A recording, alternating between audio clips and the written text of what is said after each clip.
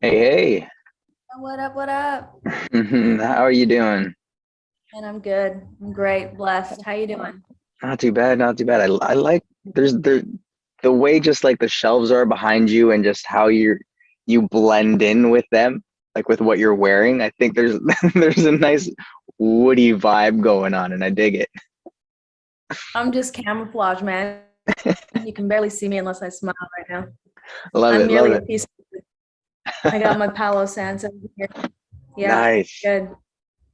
Are you heavy with like the with saging, with smudging and all that stuff as well? I'm really conscious about smoke medicine because I know how like culturally appropriated it's become. Yeah, yeah, yeah. So as long as it's coming from like an ethically sourced place, I am so down. Um, If that's what's happening, let me give you a little vibe on this end as well. That's what I'm talking about, man. Just cleanse any of the funky frequencies that you pick up during the day. I feel that. I feel that.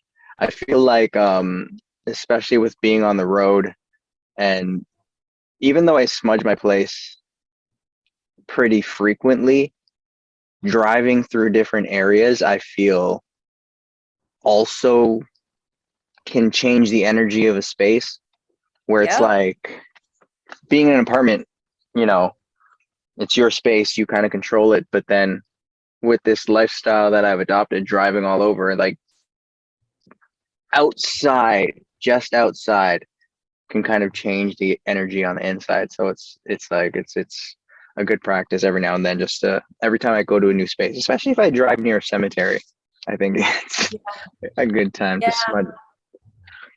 It's, totally, man. And I always like to have like a selenite with me. Do you know what mm, selenite is? yeah, yeah, yeah. Yeah. Give me I think about I have one okay. in here somewhere as well. Yeah, because that kind of helps, I find, with like you're right. The energy, I find the energy of a space or the energy of a people, of a culture. I'm like, oh, okay, all right.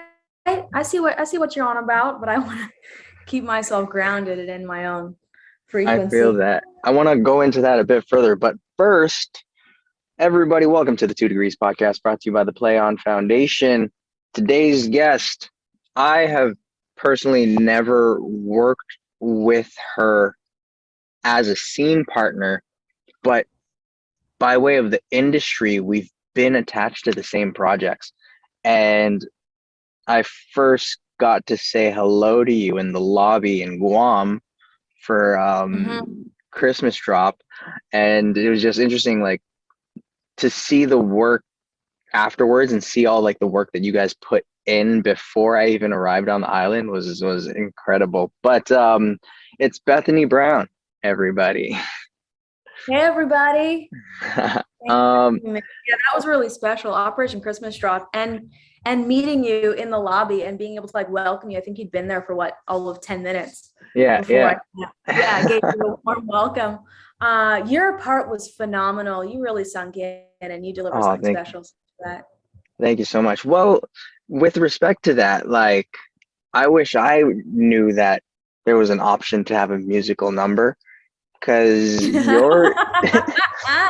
your moment, um, your scenes were great, but then that one scene where it was a party and then they just bust out the fiddle, and then to which I learned you were actually playing. Yeah. And so I want to learn more about that. What's your history with music? I started playing piano when I was about 3 years old. So my older brothers were all playing, and I would just sort of mimic them. And I'd pick up the songs really fast. And so I'd sort of like make fun of them because it took them so long and so much practice to like get what I thought were really simple songs at like 3 years old. And so my mom was like, we've got a musician on our hands. And then when I was 5, I begged to play violin like for a full year because I saw it on What? Sesame Street. Okay, gotcha. Yeah. And so yeah, I had to beg for a full year to actually like before they'd actually get me a violin. And then I got to take lessons, and then I became a professional violinist at 9. Which sounds really, incredible, but I was just playing Christmas carols, in the like local mall. So before Still, you got to start somewhere, right? You got to yeah. start. And then yeah, I got to train with different instructors all over the US and Canada. Wow. And yeah, so I did that. That was like my real gig up until about 17 when I retired and changed pursuits like professionally with my life. What prompted the retirement? It's an intense gig. It like I Hmm. was trained classically, and if you've seen Whiplash, it's kind of like that. So they're like, it's just really intense on how much you have to drill, like one bar or two bars. And it's great. Like the outcome is fantastic, but a lot of us just felt like so stressed Hmm. around the idea of playing music or playing music publicly. It was no longer like just a fun jam and feel it out. And if you play a wrong note, who cares?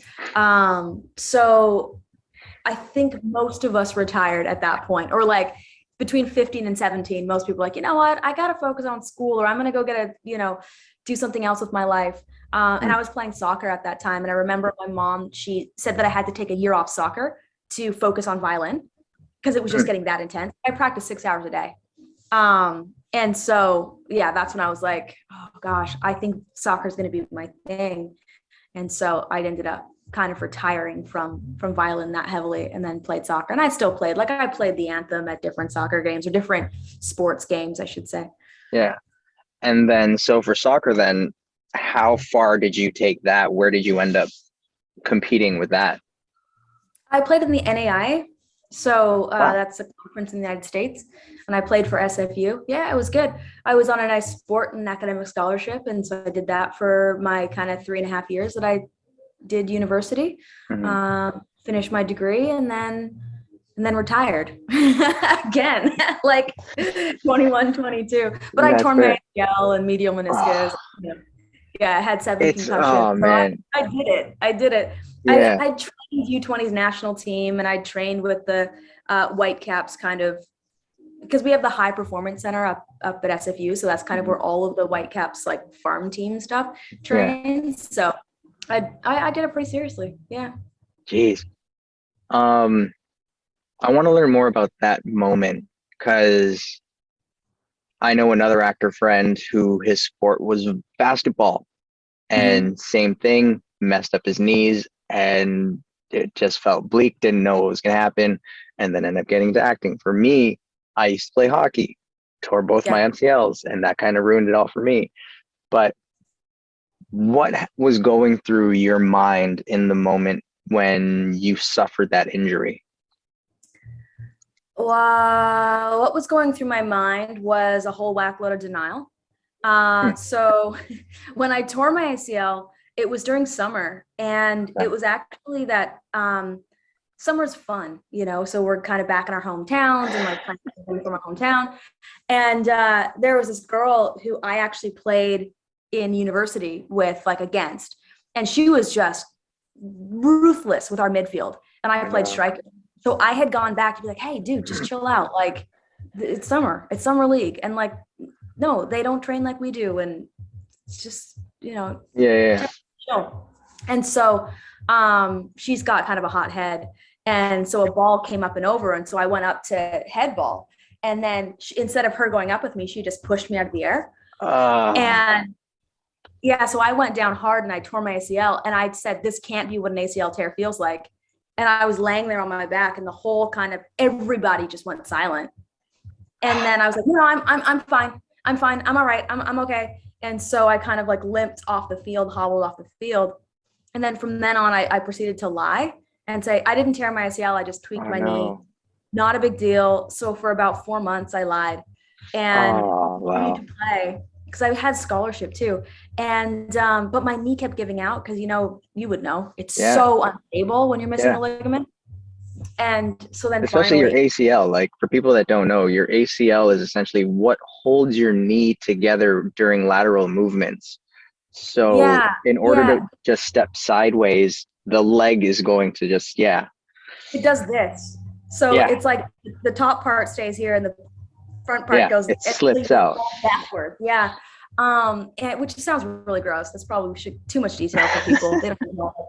But yeah, it is pretty gross. And it's pretty uncomfortable. Like it's super painful. Oh, So I had this big mind over matter thing. And so I convinced everybody that I just had a bucket tear in my meniscus.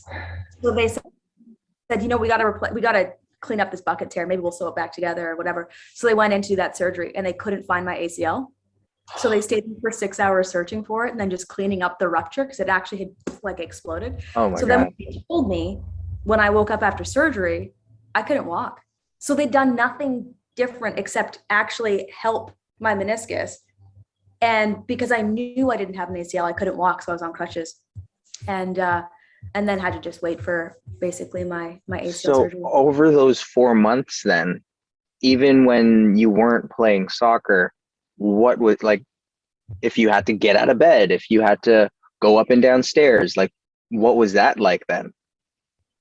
It was fine. It was Really? totally fine. Yeah, yeah. It was only in super dynamic, like lateral cuts, like you're saying, Wow. that I would actually experience it would go out because Gotcha. my quads and hamstrings were so strong Yeah. that they were really compensating. But it was just like, like you said, that lateral motion that would Oof. rely on my ligament kind of holding me in place.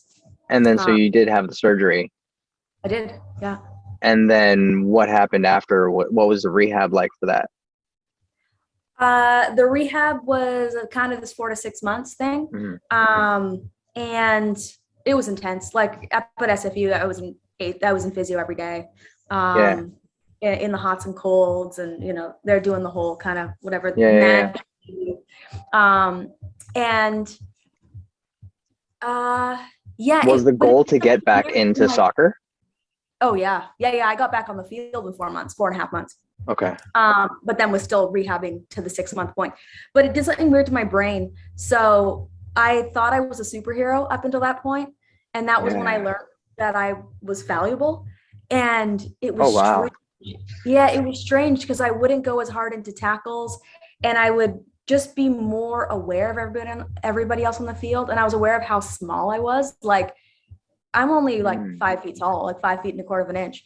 And I Mhm. was playing against Christine Sinclair and Cara Lang and all the girls who were on the national team who are still killing it. And Yeah. they're so much bigger than me. And I had no clue about it up until that point. And when I went back on the field with that other girl who had pushed me out of the air, I could not function. Like I actually couldn't get myself to get up and Wow. play. I got to come off the field. Like I'm Yeah. tripping out. So Yeah. that was kind of my inclining of I might be nearing the end of my career, but at that point I was 18. So I still played until I was like 21, Mhm. but I just knew that something was different. And I knew that I think at that point I realized I wasn't going to play in the Olympics, which was the goal. And I probably wasn't going to play professionally, which was the goal. Hmm. So When that was going through your mind, was there at any point that you thought I need to see maybe a therapist to get over this roadblock? no, Hmm. Fair. no, not that moment. No, I was so deeply entrenched in like athletics. My whole world was physical. Hmm. It's like, if to be tough, you just go and do some clean and jerks. Let's go get tough. Toughness. Let's get out and do some shuttles with the football guys. Like that was what toughness was. So I kept on doing those Ah. things. And we did kind of have this concept of mental toughness, but it was more so, when you're planking and you're Hmm. going to give out and you're shaking, then Yeah. it's like, just go like Zen, get out of your body and just keep going.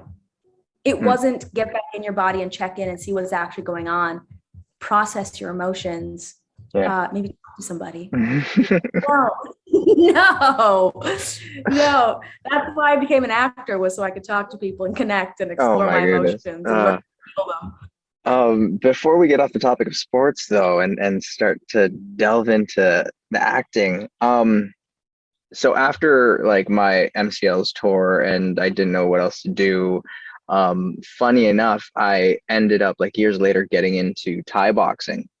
And so Mm. that was my weak spot, was the insides of my knees. If you kick there, it would get inflamed instantaneously.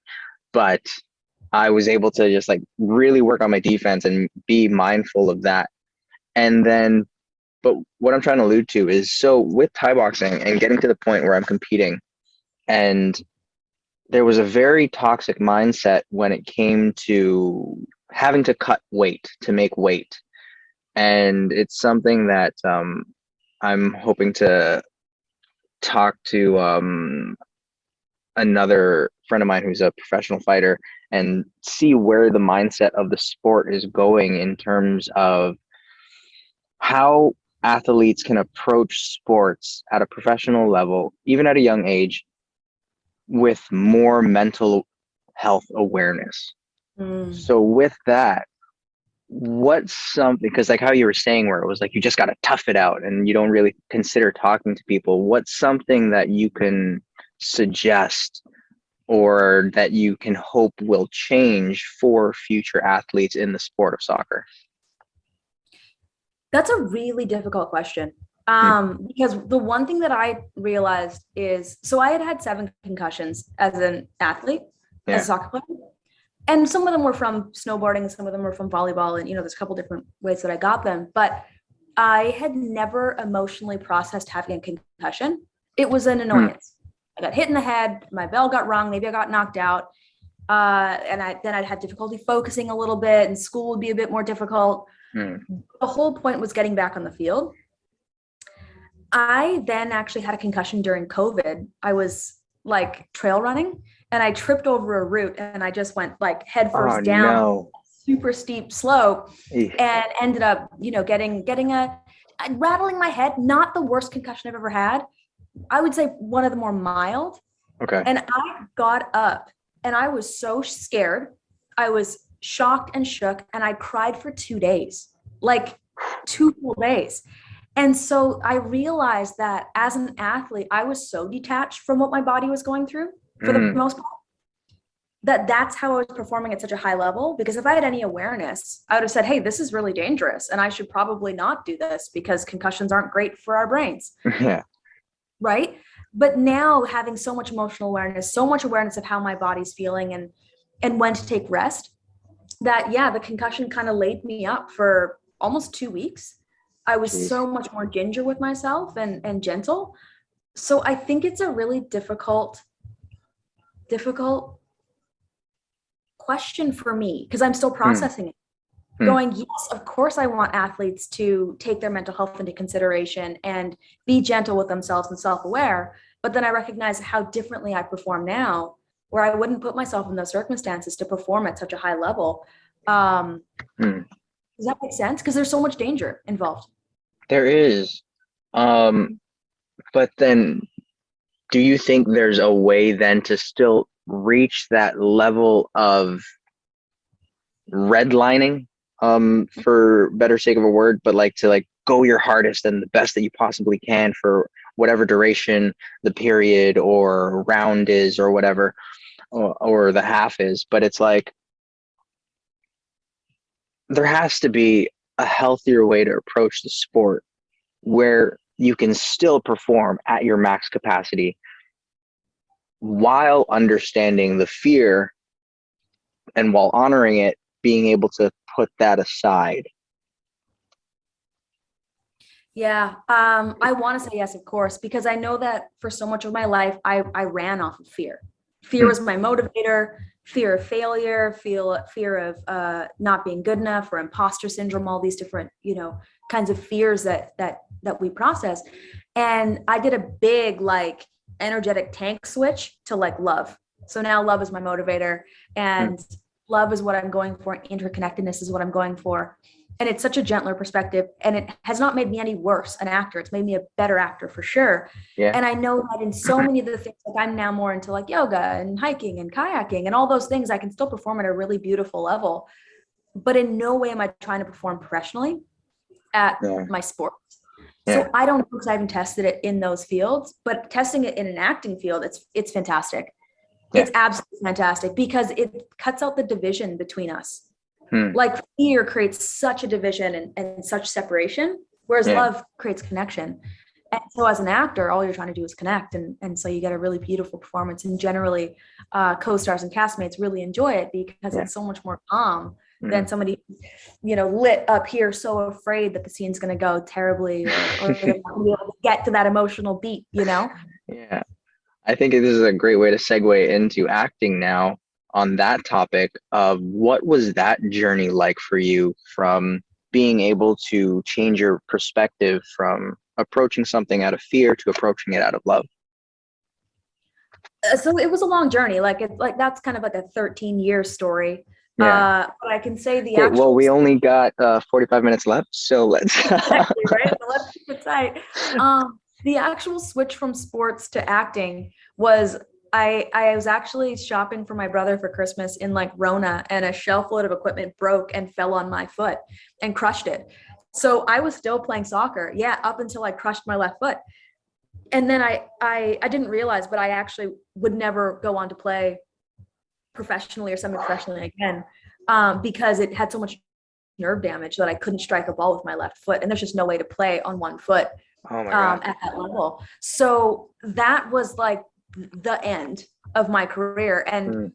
before I really understood it was the end, I knew I needed to make rent. And so I was on crutches, and I'm going like, what job can I do where like I don't have to walk around that much? And then I thought, actors don't walk around, right? Like they're just sort of literally, that's what I thought. So I went on the internet, figured out how to submit myself for an audition.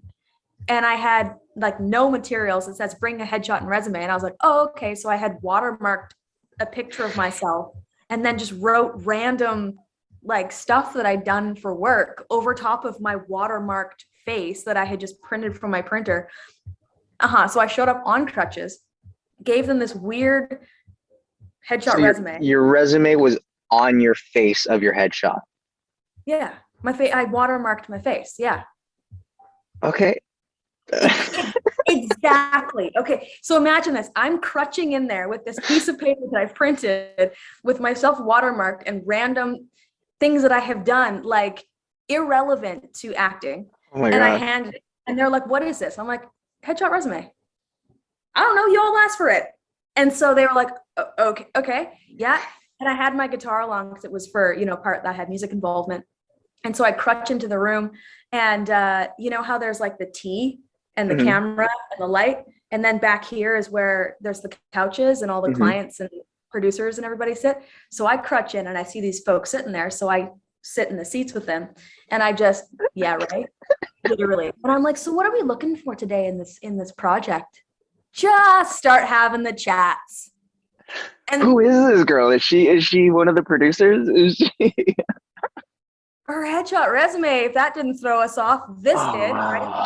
So then they were like, yeah, we're kind of looking for this folk vibe. And so I started to strum a bit on the guitar, and I gave it kind of a folky While you're riff, still sitting next to them. having the chat with them about what they want. So we wrote the song, and then they were like, oh, do you think you can get it, like go up to the T and put it on camera? I was like, oh yeah, for sure. So I crutch over there and like sit down and do the thing. And they're like, can you teach it to somebody else? I was like, oh yeah, the next guy, I talked to them. They were great. Bring him in. And so I taught him the chords, and then I strummed the upswing. And then by that time I was like, you know what? I would love to play the violin on this. This would be so fun to have like a cool violin line over top of this.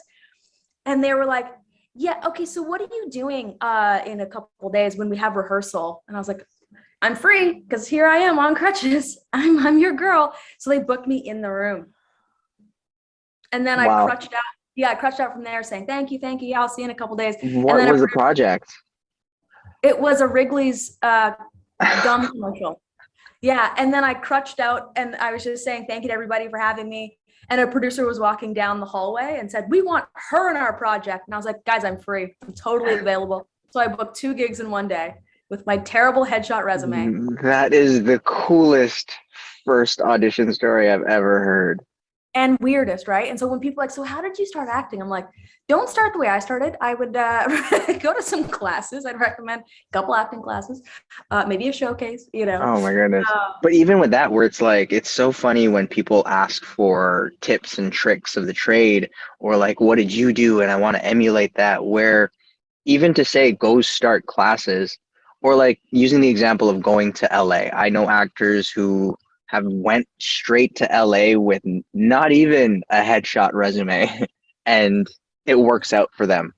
And Yeah. it's such a testament to where this art is really about knowing your journey and just being true to your journey. and just and owning it. not trying to jump on somebody else's journey, because no two journeys are the same. Mhm. And just like you said, yeah, you might go to LA and hit, you might go to LA and get eaten up. There's so many folks who go to LA and then they never act again, or or other people who've gone to class and they absolutely hated it and it was a treacherous environment. And Yeah, because most of like the safe bet, especially for Canadians getting into the industry, where it's like going to LA without a work visa, without an O1, without a green card, is so risky. More risky than going into, your with your headshot resume. And it's like, You're right. so whenever Canadians ask for tips, I always say, start by trying to get on some Canadian productions first and then go down. Where, as much as I want to say that's the safer route, hell, if you want to just go straight there, own that shit, and it could pay out. And more power Yeah. to that if that happens. Yeah, I always tell people to, like, if they can, get really quiet and ask like their heart, because 100% their heart knows what to do next. And I can only tell you what I've done and what worked for me. And sometimes that clutters people's like actual internal awareness, because my heart said jump online, put yourself out for a gig, and then book 2 in one day. And then, I had agents coming asking for meetings with me. And I was sitting there going, I just don't know what you're going to do for me because I'm already booking. I'm just saying, I've got a good thing going. I see y'all want some money, and luckily they didn't kick me out of their offices. They thought I was a hoot and was like, okay, well, you have something special, but you have zero technique. So what we're going to give you is technique and put you in bigger rooms, bigger scenarios, and I'm still with the same agent today. That's brilliant. That I sat with then. Yeah. Because he's just been so fantastic and really did understand what I needed and not to touch other things. He kind of. So you met with multiple agents back then? Yeah. So tell me about the process of picking the person that you chose to represent you. So I wasn't really excited to collab with anybody at that point, because I didn't even know if I was going to be an actor. Yeah. I still thought I'd probably go back and be a soccer player or do, the life path that I had set out, because I had a degree. How's your foot now, by the way? Can you kick stuff now?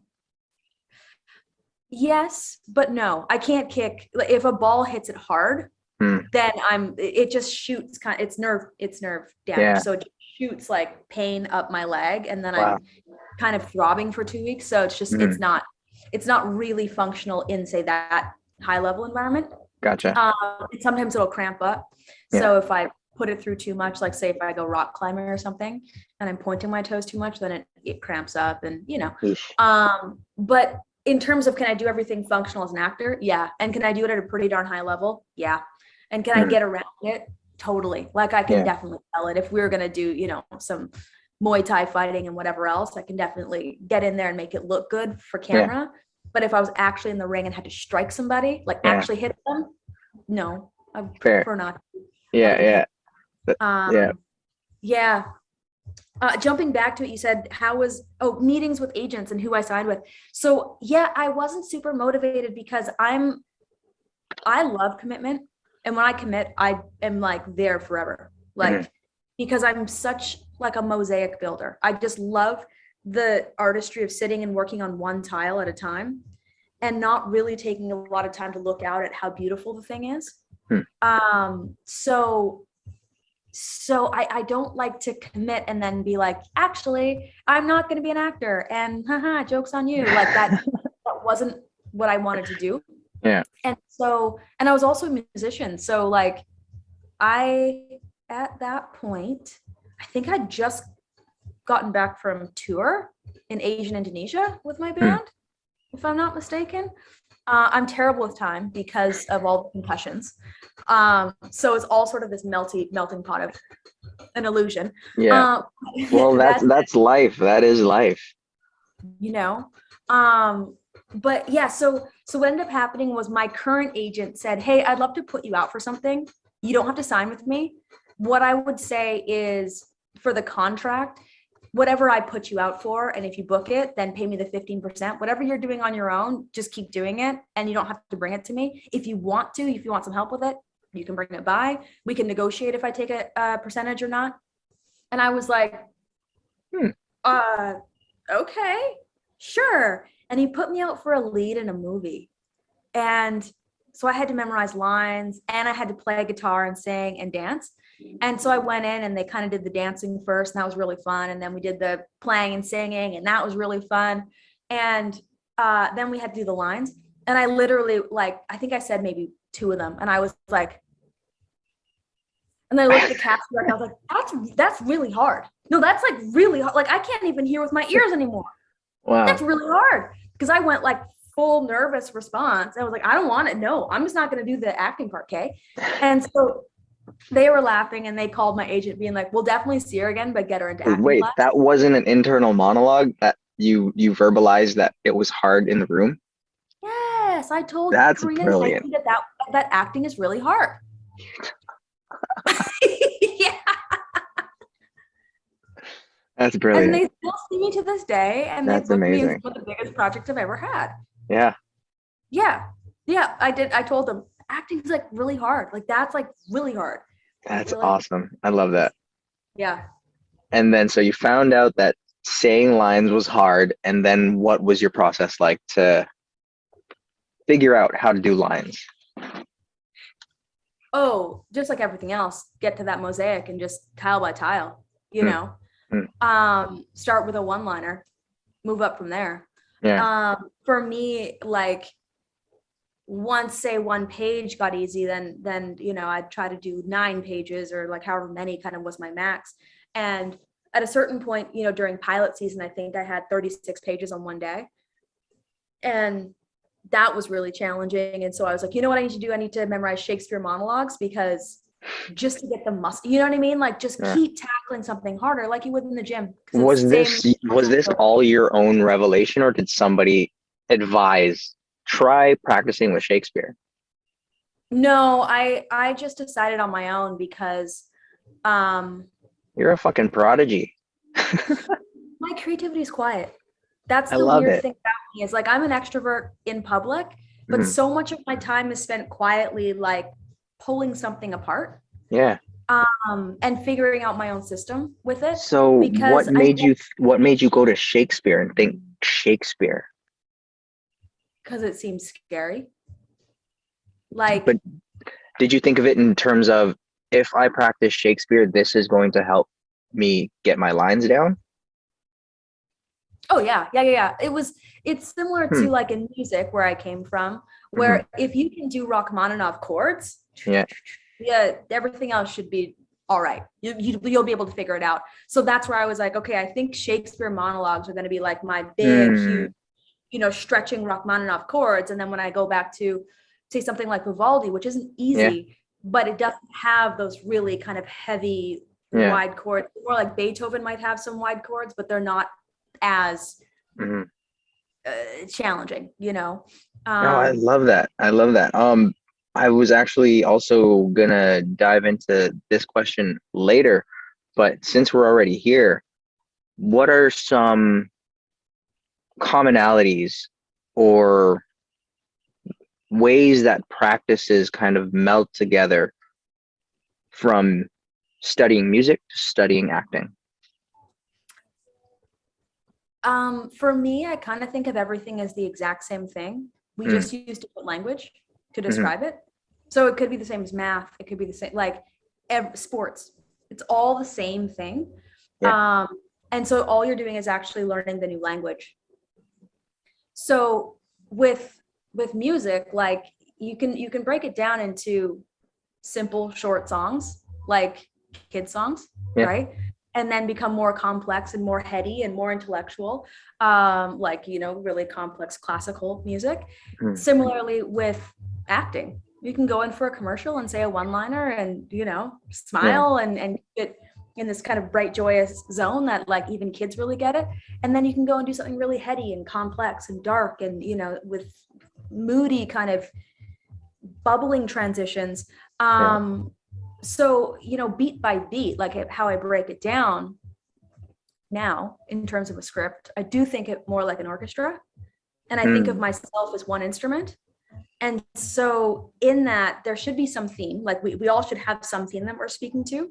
And when we're on theme, we should probably be the loudest instrument.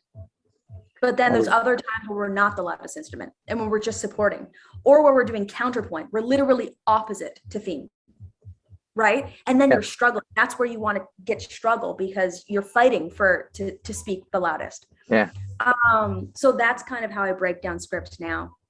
And then in each scene, trying to let each emotion cascade into the next. Because I think one thing that people do is, okay, I can cry. Yes, awesome. I'm going to hit this out of the park because I can cry. And I'm like, yeah, but what got you there? Like, what were the beats before that? And what are the beats after? And how are you going to deal with that in this one scene with nuance and sensitively? So that's kind of what I'm trying to do now is really calibrate the performance and make sure it comes from a really deep and foreshadowed place. So it kind of rolls over each other and just happens or doesn't happen, not forcing it. No, that's fascinating. This is the first time I'm hearing it being broken down at a professional level. That from music to acting and that perspective, where I just had a comedian on here and he used to also fight. So he broke down his comedic style in the way that he used to fight. And it's just so fascinating seeing how, as you said, it's all connected. It's all the same, how art is universal in any aspect, where if you want to take music and you want to make that your art, it's so easy to transfer into focusing on something else and making that into your art because you have that experience with art in the first place. So just being able to understand that. With storytelling. Yeah. Because at the end of the day, that's all we're doing is we're telling a story. And so music is just a story, but maybe there's lyrics, maybe there's not. And so through that story, there's going to be emotional cascade. There's going to be tension. There's going to be conversation, and you're trying to communicate something. And sometimes, like with me, I like with music when you're trying to communicate something and they're not getting it. So you've got to communicate it again in maybe a little bit different way, and that often happens in acting. I think a lot of newer actors forget it's okay to be misunderstood. That's kind of awesome, is when you get to the end of the scene, you didn't win. Yeah. People don't get you. And now you're going to have to come and fight for it again in the next scene. I like this sort of underdog way of playing it. No, that's beautiful. Now I'm curious, what were the correlations that you put together from your art as a soccer player into your acting? That, I would say the willingness to like literally work on something over and over and over and over again. Like as a soccer player, you generally you'll take 100 shots a day. So you just have one ball. The goal is to put it in one net, and you do that 100 times a day. That's not even called practice. Like that's not even your training. And so that just the willingness to do one little tiny beat over and over and over and over and over again, really drill it. Because coming from soccer, I didn't really have access to my emotions in a open pathway type of way. Like, let's say, for example, in your brain, there's like little roads. My road to happiness and like vigilance and hard work was like a highway. Like it was like a super highway. It's like a 6-laner, right? Yeah. And my pathway to sadness was like an overgrown forest that like it was really hit or miss if I'd actually get from point A to point B. Yeah. Because I just didn't cry that often. I didn't have a lot of practice with it. And so that was one of the things in one of my acting classes where I was like, I just have to practice crying. So it's like becomes like a little well-trodden deer trail, and then one day it becomes a side road. And now today it is a side road, and it's something that happens, that I can actually practice and do far more easily without so much pain and struggle, and I don't have to beat myself up all day long to try and get myself to a place. So what then was your process of exploring that road to sadness, where, because it's not just you, and not just people in the world of sports, but people who grow up in rough neighborhoods and aren't allowed to show that emotion, all of a sudden now they're young adults and they no longer think that it's a road that they have access to. So how did you go about gaining access to it? So I think first recognizing that my key was avoidance. Mm, So if I was heading in that direction, avoid and distract and do anything else.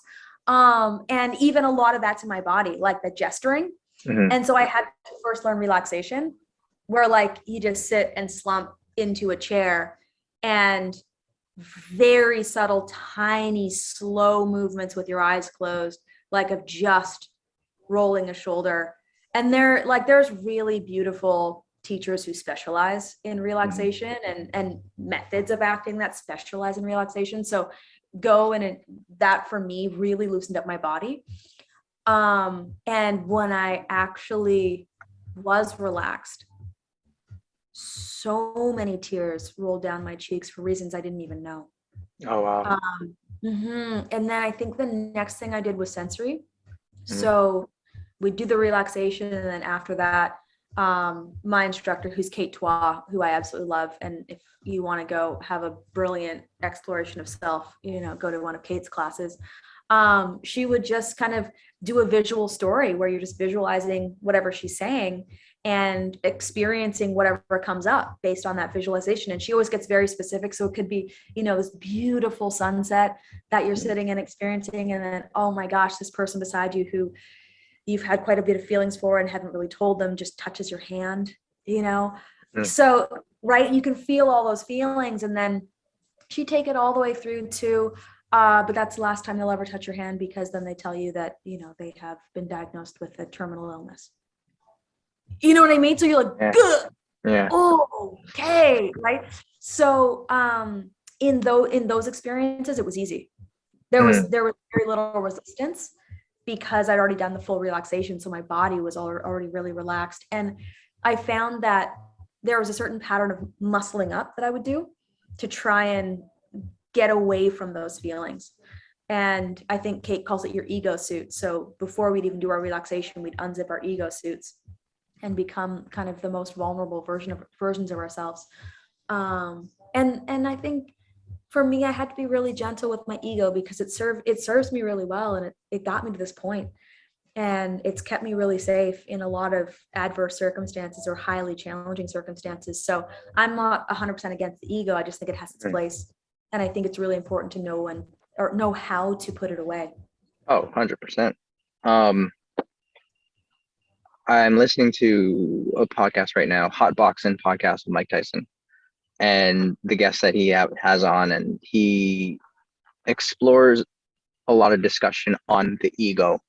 And it's just fascinating to hear how people's sentiments towards the ego is compared to how I learned it growing up, where I grew up and everybody taught me that the ego was bad and that the ego is arrogance and ego is cockiness and overconfidence. And it took a long time to learn that on my end, where the ego is just something that protects you, whether or not it's protecting you with a lie, saying like, for example, let's say you're afraid of heights and your ego is just protecting you from that, falling from that height, and it doesn't want you to go up. That's your ego talking. But then learning to honor that voice and accept it, that it's there and that it's a part of you and that you can move past it, was then the next step for me in understanding what that ego was. Because I agree, I don't think the ego is a bad thing at all. And you put a good point of like learning to listen to it.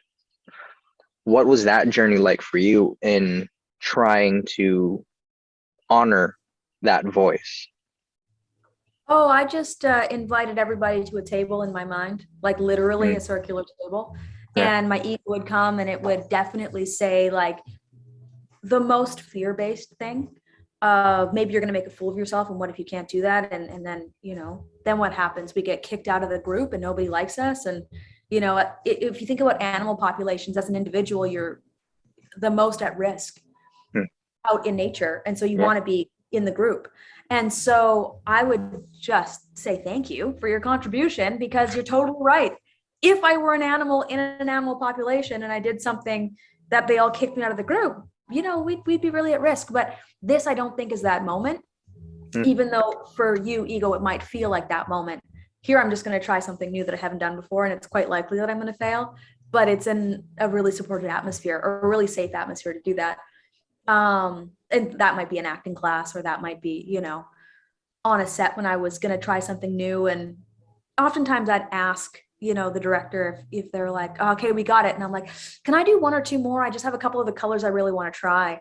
And that's where I'd throw out new stuff that I really wanted to do, but it might not go well. And so it's a good, totally supported atmosphere. We've already got the take. That we do have some extra time. Boom, you get to try something in higher stakes circumstances. So yeah, and I also bring a pretty logical mind to the table to go, like, what information do we have? What information do we not have? Say, for example, if my ego is telling me you're not ready and you're going to fail, I go to logic being like, why might I fail? What am I not seeing here? What haven't I prepared? Is there something I can do in terms of, can I practice more? As opposed to just shutting it all down, but also not like, I'm not going to not do it because ego said, hey, we're scared. I'm like, I get it. And you can have a bubble bath later and we can try it, right? But yeah, I'm not really into denying much of myself right now, because I think we do so much of that. And we're taught to deny so many pieces of ourselves, like they're bad. Like, they're not bad. They need to be heard and listened to. Does it mean you have to act on them? No, you don't.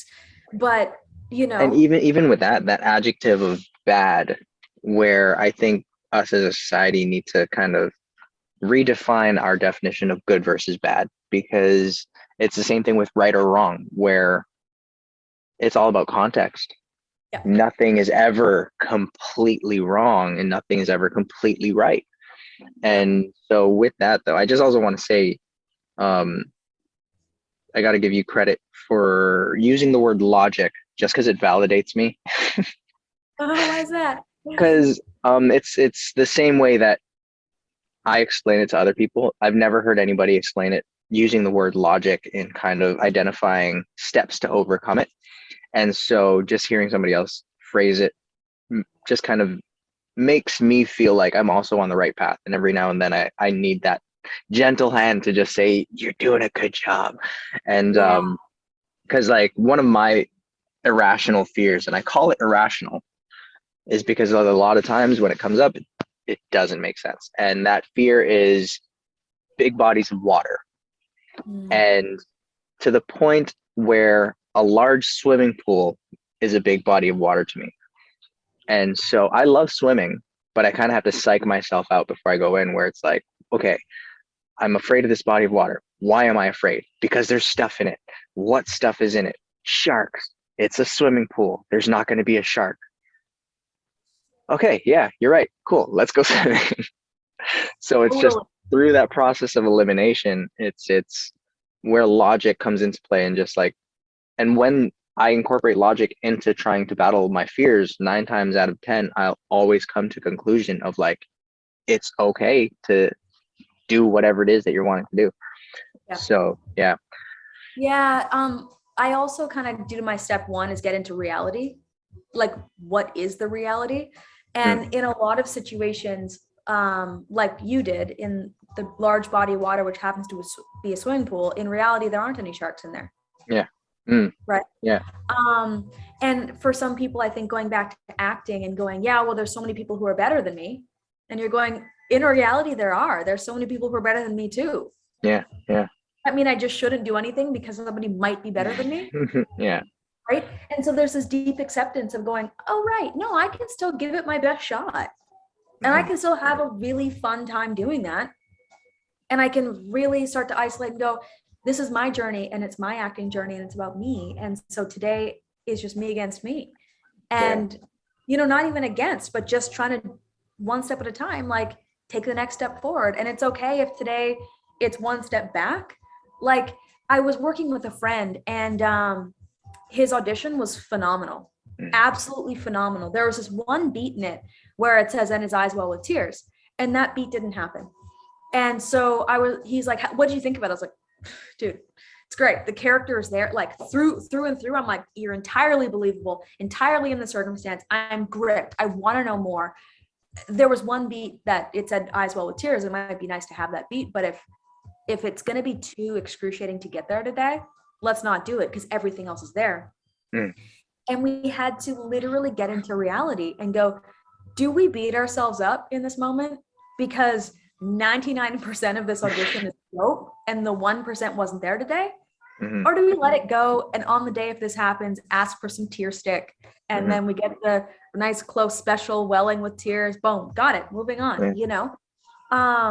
So that's kind of what I do with the majority of my life when I'm not triggered. You know, when you're triggered, you're triggered and you need to do everything you can to kind of calm your nervous system down. But, you know, getting deep into reality and going, yeah, no, 99% is good. We're good. You know, 80% is good. You're good. Move on. Yeah. I think even with that, where it's like the reality of understanding it doesn't have to be brought to tears as well, where it's like, if I'm able to still do the compelling job without landing the entirety of the stage directions, I think that's still, you know, worthy of the choices that you made. And I think that's also a very important thing that actors need to kind of sit in, is like, as much as you want to be true to what's written on the page, you also have to be true to you as well. And if you don't feel like you're meshing with whatever stage direction you're getting, pull back. It's okay. You don't need to go all the way. Totally. I had that experience yesterday, where my very first take, just an audition, beautifully written piece of work though. And where I was in the moment, the welling with tears came far later, like in the monologue when it was supposed to come before, which prompts the monologue. So on the page when written, that actually makes a lot of sense. But then when it happened, it was so late, but it was so honest. And I was trying not to cry because I'm trying to do the monologue. And now I'm annoyed that it's so late. And then we finished it. And of course, my reader's going, that was fantastic. You were fighting the emotion in yourself. And I wanted to be on your team, just going, it's okay, you know? And I was like, no, we got to do it again because I missed it. The beat's back here and I want to hit that beat. So, you know, we did that. And he goes, it's number one for me, man. There's some magic there. And I was like, really? All right. So we sent number one and my team loved it. And, you know, so that's kind of like exactly what you're saying. You got to honor what is. And sometimes it's absolutely magic. And sometimes it informs the page, you know, and that's what you go with. Yeah. Cause respectfully, as much of the writing is Bible by the writer, sometimes the writer also is just writing out of how they think it should be, when in reality, once all these artists come together and make something happen, that might not be the final product of what he's written or she's written. Yeah. You used a phrase earlier of being afraid of failure, to which we know in this industry is something that we need to embrace. So I'm curious about that journey of where you stand or sit with overcoming and accepting that failure is okay. Yeah, that's hard. It's hard because, you know, people will be like, oh, there's a lot of rejection in this industry, in this business. There is. Yeah. There's far more rejection than there is glowing celebratory acceptance. And so for me, it's been an exploration of attachment and going, why do I need to attach myself to this audition? This audition is what it is. It's an audition. And yeah, I think I smashed it out of the park. So that's that. Does it mean that I 100% get the part? No, that wasn't the agreement. The agreement was I was going to do the audition and smash it out of the park.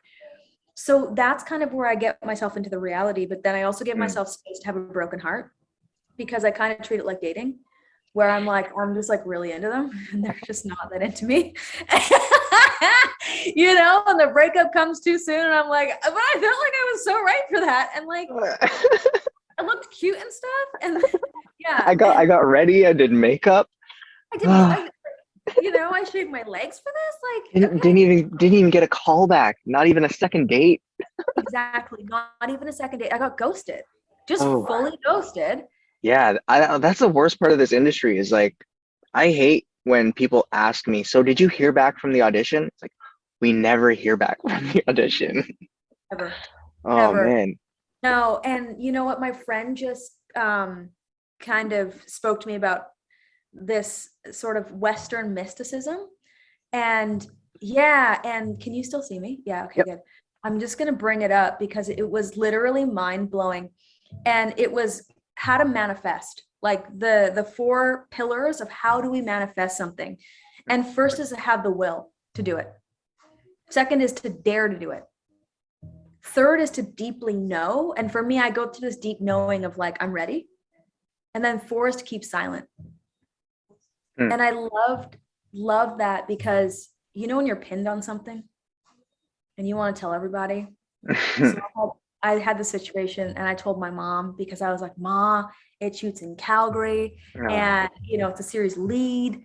And so like my sister-in-law and brother are in Calgary and our nieces are in Calgary. So mom's like, okay, well, let's get a 2-bedroom place then. And so then I'll come spend half time with you. And honey, we planned the whole thing. We planned the whole thing. I did not keep silent. And then when it did not happen, come April 1st, I had to deal with my mom's heartbreak about it, as well as my own. But I had to, hold space that mom was really sad and she was really ready to do this thing with me. And that's amazing, to have somebody so supportive. But then it's also, I think, in terms of that, like the 4 pillars of manifesting, I didn't keep silent, which is part of the deal. Where did you find that? Where did you come across that? Oh man, this is like a friend and their kind of spiritual psychological advisor kind of situation. So it's like Oh wow, okay. I couldn't even quote kind of who came up with it, but I guess it's from a tenet of Western mysticism. So No, that's beautiful. yeah, and they broke it down into the elements too, like to will is fire, to dare is water, to know is air, and to keep silent is earth. Interesting. And I was like, yeah. And I was like, oh, it is that grounded willingness to like kind of have it all, but keep it in. Yeah. With that, what is your relationship with the spiritual world? Healthy, rich, abundant. What do you mean? And with that though, so like, how do you maintain that? What is your practice to keep yourself attached and tethered and able to access this portal of infinite divinity? I meditate every morning. When I met you in Guam, I was meditating 2 hours a day because I'd come through a really difficult point in my life and I was having such a difficult time sleeping. And so I needed to meditate for like 2 hours just to be able to sleep. And now I make sure I meditate at least 20 minutes a day. And I think like I've used different, I don't know how to describe it, except that like, how we have a schedule in our day? I schedule in time for spirituality, like time for, say, conscious contact with the divine. And there's sometimes when life gets so busy and you're sprinting just to keep up. But I know that when it gets slow again, I'm going for a hike and it's going to be for minimum 90 minutes. And it's going to be breathing in, all of that abundance and divine and what Creator has given abundantly and without expectation. Now, based off of your experience of being an athlete and the mindset you had to go through there, I'm going to assume you didn't have this mindset going through university. No. So how did you come about it? So interestingly, I think in my early years, like I was raised Mennonite. Hmm. So we lived off the land. I churned butter. I collected eggs, milked cows, grabbed corn for dinner out of the fields. We had 100 acres. So my parents gave me like the language and the rhythm, like the routine of it in the day. And my mom, at one point in our lives, she got a hot tub and needed a gazebo on it, and then would say she gets 20 minutes alone, no kids, no anybody, just for her and creator. And then we can come and, but we have to do kind of 5-10 minutes of silence out there, then we can bombard her with our lives, And so I really like that kind of energetic boundary awareness. So I have to say my mom is been a huge part of that for me. My mom and my dad passed away, which is why I generally mostly talk about my mom, but both of them were beautiful models of that. And then I fell away from that because life gets so fast, and I didn't see where I could put it in without a fear that I was missing out on something else. And then when things got really hard, I felt universe kind of pulled a whole bunch of stuff away from me. So I was injured. I couldn't walk. My sense of self and my role in society was entirely changing. So I was no longer the soccer player. If you went to my high school, it's like, oh, Bethany, the soccer player, right? No, I wasn't, because I was totally injured. And I also felt like physically I could get out of any situation. So I was a sprinter. I could literally sprint out of any situation. Pound for pound, I was pretty, strong. And then I wasn't. I was on crutches. I couldn't sprint. I couldn't get away. I wasn't strong. And so something else had to come in. And that's when it was for me. And then, going through big heartbreak, like breakups, that's another time when my heart was broken open. And spirituality just kind of flowed through me. And that's kind of, I think I felt that unconditional love. And I was like, whoa, because what I experienced was conditional love. Interesting. So it's kind of through those lessons. And first they came in real loud, like treacherously loud. I was down on my knees, and it was like, oh, there's the lesson. And now they kind of come in whispers, because I have this sort of conscious contact throughout my day, and I leave the space and time to meditate. And meditating kind of for me being listening, and praying being asking, and knowing that that's an okay circle to have. And so, for me, I'll put prayers out for my friends, like, oh man, I hope he has the best day today. And after this conversation, I hope he's lit with joy and love, because why not? That's what I do want. I do want this planet and the people on this planet to experience love and joy, and pull off some of the expectations we put on ourselves and each other, because it's heavy. It's heavy. And I think people are struggling. I think a lot of people are struggling. So would you then have any advice, not again for people that are listening, take it with a grain of salt, and your path and journey is going to be completely different, but it may help, where you use the phrase where life was fast. How or what is something someone can do to identify the tempo around them? Okay, first of all, I have no advice, and I love that you kind of caveated it of like, with a grain of salt, take what you like and leave the rest. I've got no advice, because these are things that have just worked for me. They may not work for you. My very first thing was I had to slow down. And then I got to add things back in. And that's when I started to realize how fast I was sprinting, and how many expectations there were on my time, and what I was doing with that time. And it was in the slowing down where time was all mine. It was my life. I can choose what I do with my time. And that was a really liberating and powerful experience. I think that people can learn that no is a full sentence. Yes. You don't have to explain why. You can just say no. And I think in the slowing down, so like for me, like I'd gone through life was just so intense. I'd gone through a breakup. It was on one of the biggest shows of my life, and that was coming to an end. So there's all these endings. So there was this forced slowing down. There was all whack loads of time where I had previously had people or jobs filling it. And then in that emptiness was when I got to choose what would fill it. And previously in my life, I would sprint to fill it, just fill it with anything. But at this point in my life, I'd already been through a breakup and I had done the sprint to fill it with other people. And that was hurtful to them because I wasn't emotionally ready to take that on. So this time around, I was like, I'm just going to sit in it.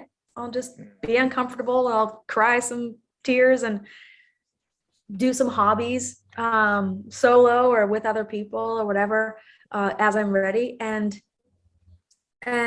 yeah, I think that's where I became far more aware of, like, if this is how much energy I have, where am I investing it and where can I divest and reinvest? And so if there was like, because there's some folks who are just pure drama, they're great out partying, you're great, you're drama, let's do the thing. But then there's sometimes where they send, like, I was like, bruh, your text messages are like emotional bombs that just come and blow up the day and demand so much energy. Yeah. It's just packed full of anxiety. And I'm like, I can't really roll like that at this moment because I'm just so aware of how much energy and where I'm investing it. And it was interesting because, of course, you know, people like they laugh because I'm having a humorous experience in this life and I'm just reflecting what I'm experiencing. And this person had no idea. And then they were so open and willing to work with me, going, dude, I've never heard it explained that way. And I'm open to changing how I'm communicating. And I'm like, oh, okay, cool. Well, that's great. Then let's keep doing the thing. And I'm down to dance if you're willing to, you know, kind of go back and forth with me. And so I think that's for me, like picking and choosing who I have around me and what kind of energies that I'm collabing with most often. Yep. I'm not really big on like hard boundaries because I think people do change over time and I want to give people the option to change over time. I've changed so much over time. That if, you know, like I have patience and I don't think I'm perfect. So there's that. But I think in the beginning, I did need to be a bit harder with my boundaries as I became more energetically aware of how expensive some interactions were or how expensive even some auditions are and going, ooh, I don't think I can actually take that on right now. I could, but it would just end up kind of unhealthy. I'll get sick or, you know, something else will kind of lose out. Maybe a performance on set or, you know, somewhere else. And so I'm like, yeah. No, So I that's think beautiful. conscious. Does that make sense? Did I make any sense there? Yeah, no, definitely. And it's I love how you broke it down in terms of like something that you invest and you can divest, and because there is, I believe, while we are in this physical human form, we need to understand our limits. And I think we have done, when I say we, I mean society. Society has done a great job of convincing us that we're invincible, and to where that just becomes a detriment when we figure out, as you did, no, I'm actually not invincible. Now I'm very vulnerable and exposed because I gave into this lie for so long. So it's very valuable to know that. I guess with that, like honestly, Bethany, you're so insightful with everything that you have to articulate, and it's wonderful and brilliant. And I know this could be a personal, very personal question for a lot of people, but I was wondering if you were open to sharing what is your why. So in terms of like, are you asking about my purpose? Yeah, purpose, your intentions for why you're doing what it is that you're doing, for anything that keeps you going. What is that purpose? What is that why? That's a really, really interesting question. And it's going to sound so weird and funny, but I'm just going to say it. So I was adopted and my mom thought that I looked like an alien in my little baby birth picture because I did. Like I had really straight hair and it all pointed up straight. And there was a couple other features, you know, that I just looked like an alien. So she always described me as this little alien. and in like the nicest, most loving way possible. And so I truly believed that I was an alien and I was just here doing research.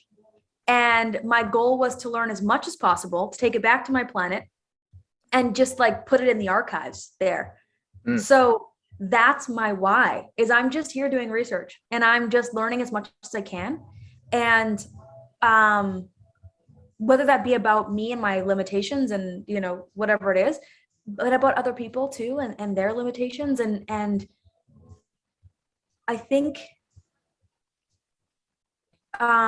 if we go like a bit deeper, like why here and what am I doing here? I'm just trying to communicate. I'm literally just trying to dialogue. That's it. And trying to connect through that dialogue, to feel less alone in this ever expanding universe, you know, because I kind of feel like the tether that holds us together is love. And, you know, I think in metaphysics, they call it like spooky connection, that kind of, yeah, it comes between particles. And I'm like, that's the thing. That's what I'm actually trying to do, is actually connect. So we all kind of get held together with this, like some tensile strength and of spooky connection or of love. And, you know, hope for the best as we kind of continue to expand as a universe, so we don't feel so isolated and separate. So that's in a nutshell my why. But then the other thing is, I know that I'm here as a healer, and so, you know, to help heal myself and to go through so many different experiences where in which I felt really broken or breakable, to then heal and to feel so much stronger after healing. And so offering other people, you know, whatever experience, strength, and hope I can along the journey. Love that. That's beautiful. Awesome. Thank you for sharing that. Yeah. Edit out anything you don't like, man, you know? Oh no, there's no editing process. This is just, it goes up. It goes out raw. It goes out raw. This is it. Editing. No, I'm sorry. You thought I had that kind of time? No. It just doesn't. No. The most editing I'm gonna do is I'm just gonna pop the graphic next to your face. That's it. That's as far as editing goes. But Excellent. Bethany, thank you so much for your time, and for your wisdom and for sharing everything that you did today, because not just because you shared it, but because it was very well articulated energetically, as opposed to it being just like, not it's gonna sound like I'm shitting on all my other guests, which I'm not. All my guests also had They're great terrible. dialogue. No, I'm kidding. But there are some times where you hear rehearsed answers, if you will. And so that's one thing I try to do, is I try to stray away from the typical questions that you would hear going to Comic-Con or something like that, and digging deeper into who you are as a person. So it's very insightful and something that I feel a lot of people can take from and apply it to their life. So thank you for that. Oh, my pleasure. Thanks so much for having me. And your questions, yeah, I haven't heard them at any Comic-Con. That's for sure. Everybody, thank y'all for tuning in. The 2 Degrees podcast, brought to you by the Play On Foundation. Bethany Brown, check her out and everything that she's doing. She's got so much cool stuff already out there and cool stuff on the way. We didn't even get to talk about all that stuff, just because that's fluff compared to Hey, what it's life cool. has to We offer. assure you it's cool, right? So come check it out for sure. You know what I mean? So, but maybe next time we'll have you on, and we'll keep it more about the industry and what fans are also curious to hear. But other than that, thank y'all for tuning in, and mag-ingat kayo.